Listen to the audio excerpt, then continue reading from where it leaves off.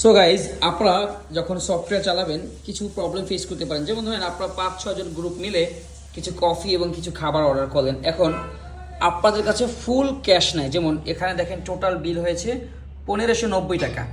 So কেউ বললো আমি দিব কিছু টাকা ক্যাশে কিছু টাকা বিকাশে, তখন আপনি কিভাবে করবেন? তখন দিব পেমেন্টে ক্লিক করো।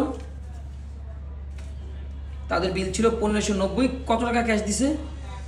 ক্যাশ দিয়েছে তারা 960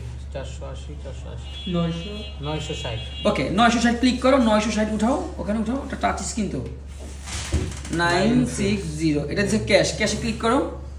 ক্যাশে, এই ক্যাশ। হ্যাঁ ক্যাশে ক্লিক করো। এখন বাকি দেখাচ্ছে কত টাকা?